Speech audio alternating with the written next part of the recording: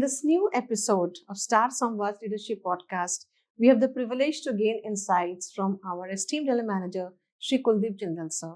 Known for his great leadership and his ability to manage time and tasks and his great style leadership pattern, Jindal sir has inspired all of us in this journey with his calm demeanor and efficient approach. Let us now dive into this leadership style and this inspiring journey of sir. Thank you very much for inviting this podcast. So, as a general manager, you've been overseeing the main function of the bank, that is human resources. You are constantly juggling a great many responsibilities and managing a lot of priority work. How do you personally manage this time, both on the professional front as well as the personal front, sir?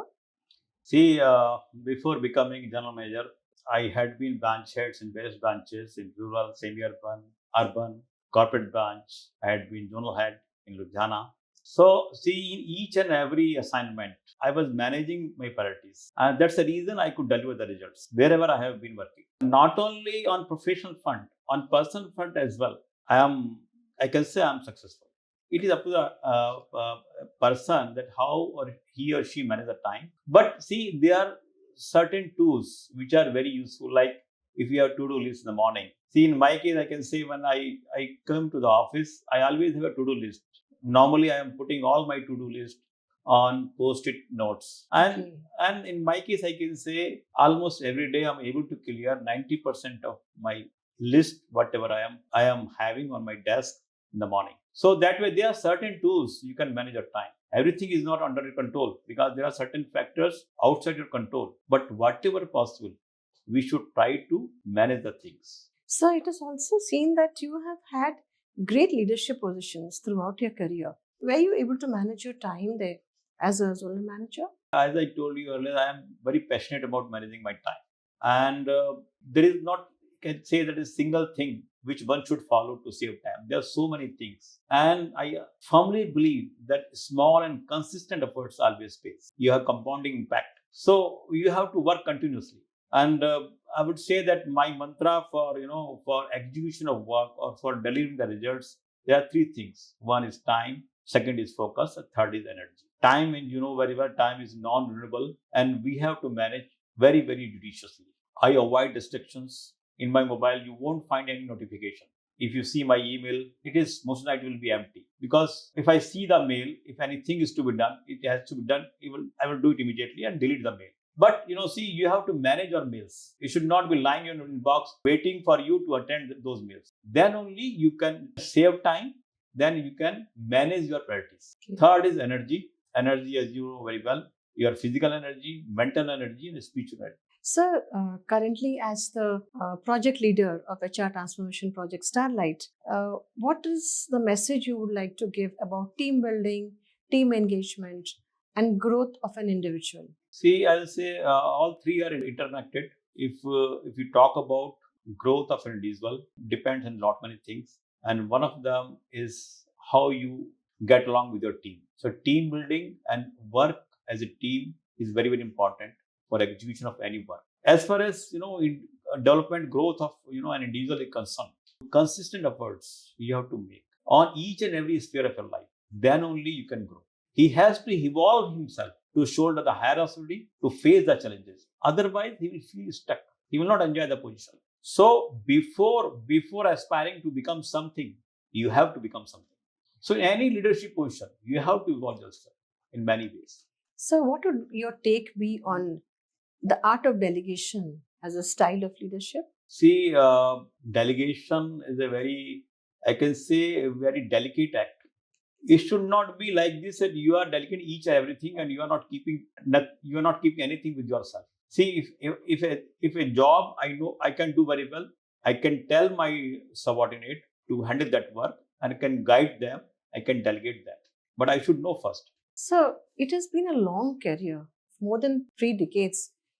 What are the phases which have actually shaped up your career, your personality? You have been through many difficult phases, many good phases.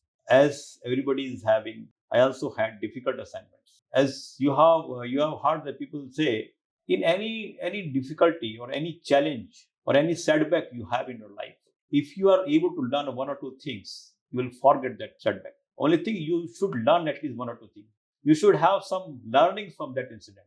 That will become a teacher for you. So one should learn. But the only thing, you must have that perception. You should be able to take out some good thing from that setback. That you must have. So, the common adage like adversity makes a man, one should believe in it truly, that you try to steer out of that adverse situations Yes. by challenging yourself and taking your learnings from those situations. Very true, very true. Because see, I think this tendency is, creeping up in youngsters. They try to avoid difficult situations. This is where the opportunity lies. Your light is in your darkness. That's a great insight, sir. Yeah. Yes. Your light is in your darkness. That will only lead to your higher, higher and higher heights. So, in this long, illustrious career, sir, what are the support systems you have received? As in case of all of us, during your career, you always meet very wonderful bosses. And in my case also, good luck that I worked with some wonderful bosses, wonderful seniors. I could imbibe certain things from them, and these things helped me a lot. And of course, second thing is inputs. I had been reading books, and a lot of things you learn from books. Imbibe those learnings in your life or in your working life. So these things help me a lot, I can say. So, it's a very fruitful career you've had, risen to the rank of general manager. How do you think mentoring is important in this entire career? Yes, mentoring is important. And I have seen in my bank also mentoring in a different way. See, we have long-term relationship with our seniors or with some staff members, and we have been interacting with them. We have been consulting them on certain matters, and they have been guiding us. This is also mentoring, not in a formal way, but this is mentoring, and mentoring is a must. Everybody have some, some colleagues or some seniors or some, some juniors to whom you are talking regularly, to whom you are seeking guidance, to whom discussing your day-to-day work, day-to-day challenges, and they have been guiding you. So mentorship is very much required. So, in a long checkered career, do you want to remember any good memory which has actually stayed with you throughout? When I was posted in a very small branch, one officer, one clerk, one sub staff. So we used to do a lot of financing in rural areas, and not so good things were happening in between.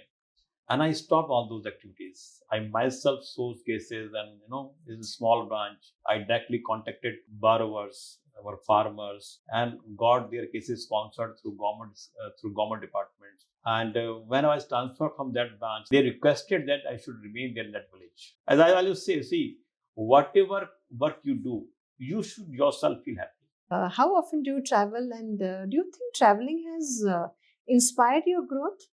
Of course, traveling is my hobby, and I have visited many places in India. And of course, I got opportunity to travel outside also.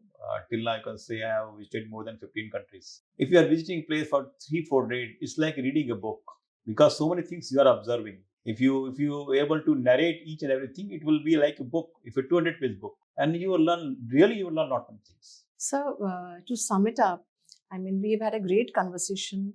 So, what is the mantra you would like to give to our young folk in the Bank of India? See, there's not only one thing. If you ask me in one sentence, I'll say there are two things which can improve your life, overall quality of life. One is doing meditation. Second is reading books. Both are very important. And you have to have habit of growing on daily basis, and you will have a different type of version after period of 1 or 2 years. You'll see that how much change you have brought in your life. So you have to evolve yourself continuously. You have to be strong, and that is going to help you. Then only you can get success. Real success is you have good career, you have good health, you have good relationships, you have financial freedom. These all things are have to be there in your life. Otherwise, you're not successful. So for young generation, I'll say you strive hard in all spheres of life, not only in career, for your health, for your relationships, for your financial freedom, everything. That was great learnings from you, sir. And Star Parivar, Star Samvaad, please stay tuned to us to get more exciting stories about the great leaders. Thank you.